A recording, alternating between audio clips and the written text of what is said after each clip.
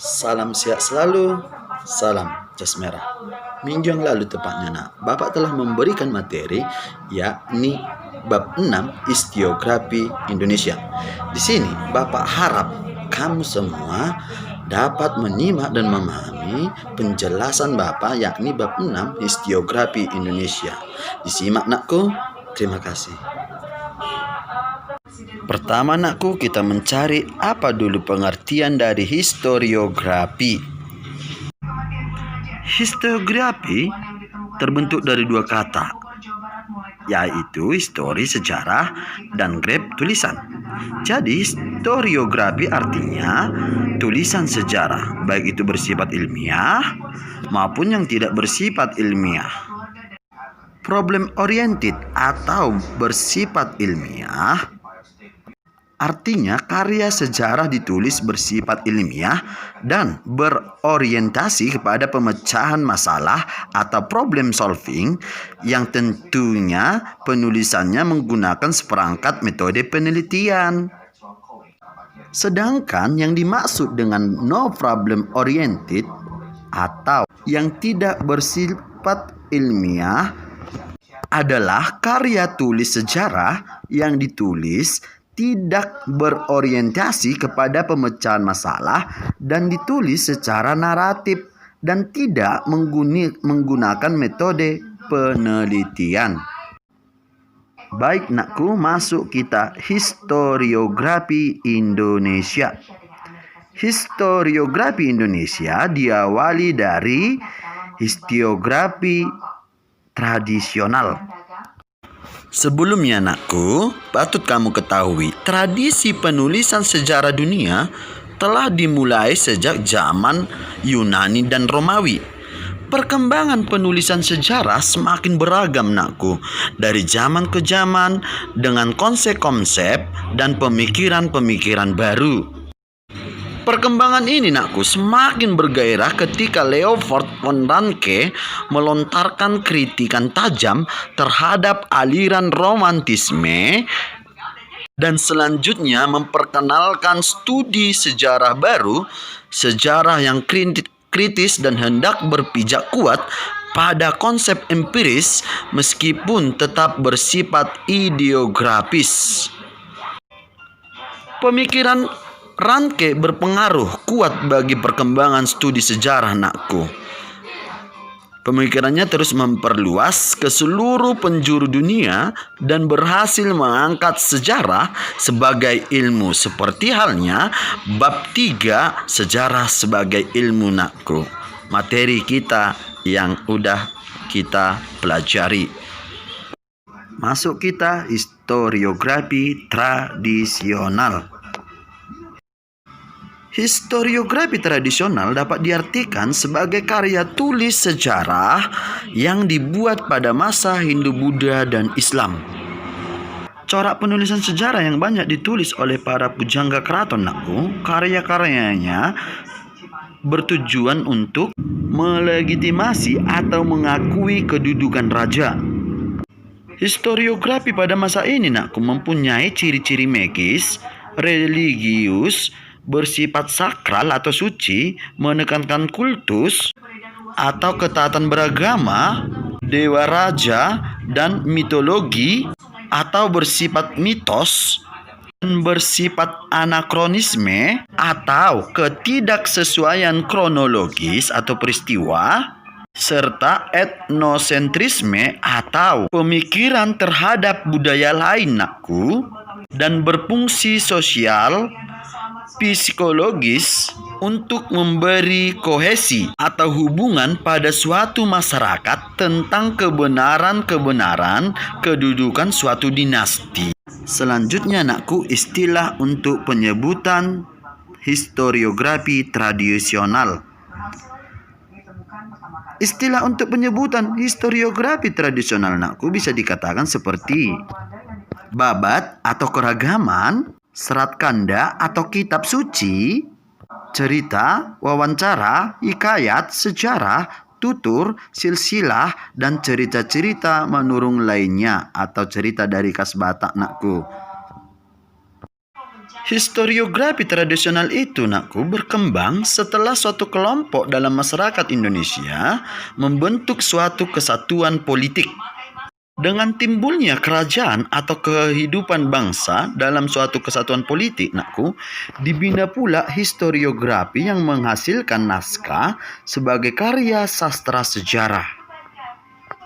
Pembinaan historiografi diselenggarakan di pusat kerajaan di berbagai daerah di Indonesia. Karya sastra sejarah yang dihasilkan terdiri dari naskah-naskah dalam bahasa-bahasa daerah dan sejarah di dalamnya masih difungsikan sebagai mitos atau cerita yang belum benar kepastiannya, nakku. Contoh-contoh karya sejarah yang berbentuk historiografi tradisional. Sebagai contoh berikut, nakku, boleh kamu lihat di video tersebut.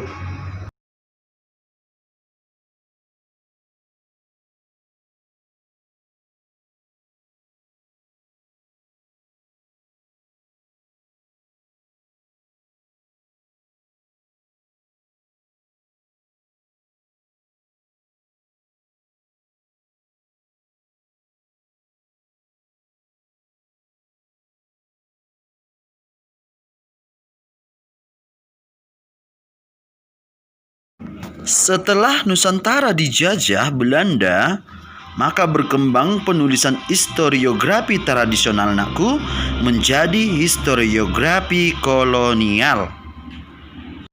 Historiografi kolonial, nakku, pada hakikatnya merupakan sejarah bangsa Belanda di Indonesia. Historiografi kolonial adalah karya sejarah atau tulisan sejarah yang ditulis pada masa pemerintahan kolonial atau penjajahan Belanda pada saat Belanda berkuasa di Nusantara Indonesia, yaitu sejak zaman VOC di tahun 1600 sampai masa pemerintahan Hindia Belanda yang berakhir ketika tentara pendudukan Jepang datang ke Indonesia, tepatnya di tahun 1942, nakku.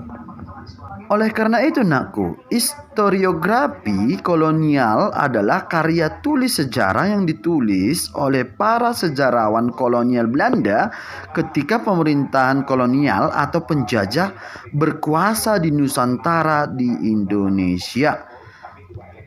Historiografi kolonial yang sudah didasarkan pada tradisi studi sejarah itu, nak, sangat-sangat kritis.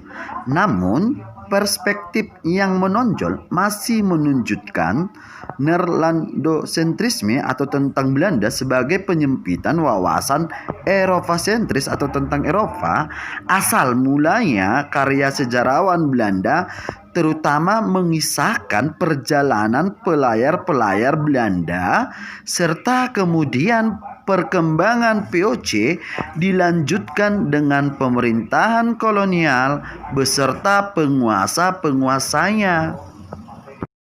Dalam hal ini, nakku, kita bisa menjumpai penulisan sejarah berdasarkan tradisi historiografi konvensional yang lebih berupaya tentang menceritakan riwayat orang-orang yang berkuasa, antara lain baik gubernur jenderal, raja-raja, panglima, dan sebagainya, nakku.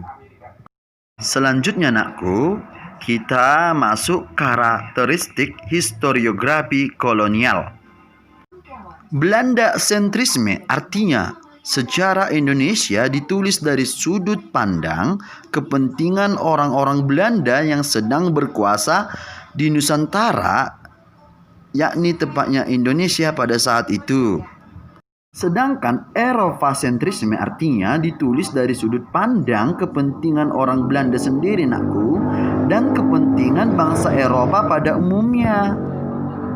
Sedangkan, nakku, yang terakhir, mitologisasi artinya banyak kejadian yang tidak didasarkan pada kejadian yang sebenarnya.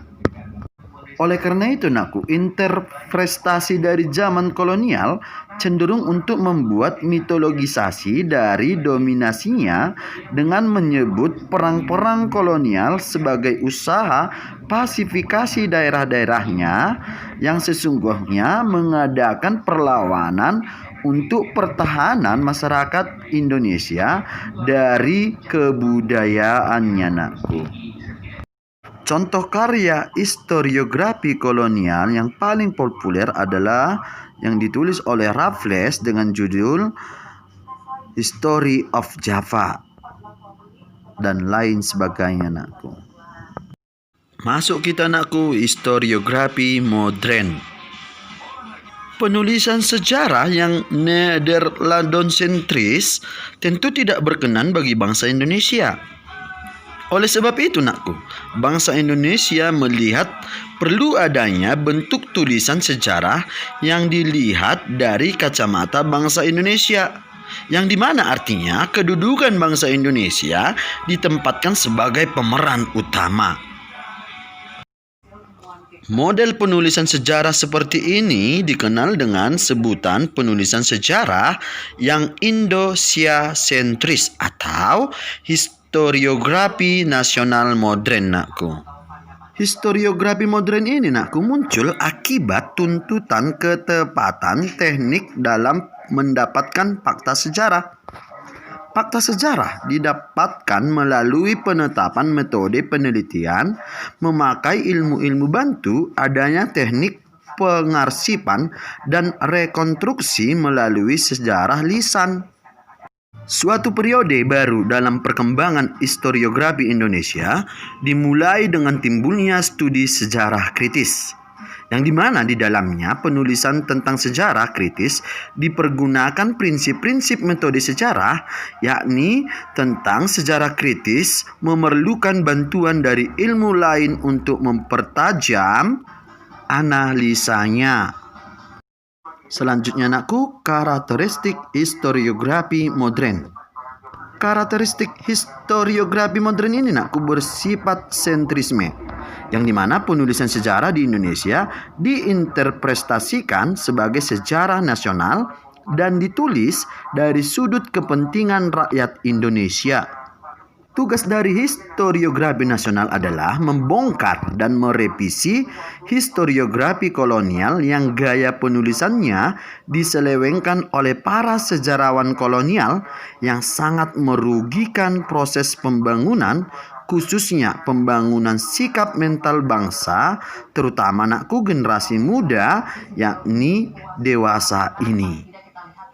Selanjutnya, karakteristik historiografi yang bersifat metodologis, artinya penulisan sejarah Indonesia menggunakan pendekatan ilmiah berdasarkan teknik penulisan ilmiah untuk ilmu sosial.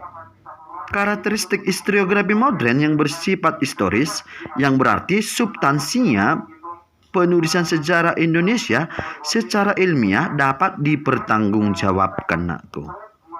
Contoh historiografi nasional atau modern bisa kamu lihat sebagai berikut, nakku.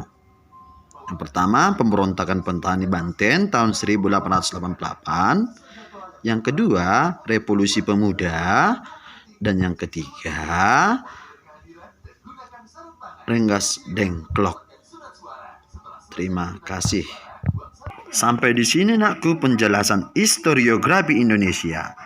Selalu belajar, salam sehat, salam jas merah.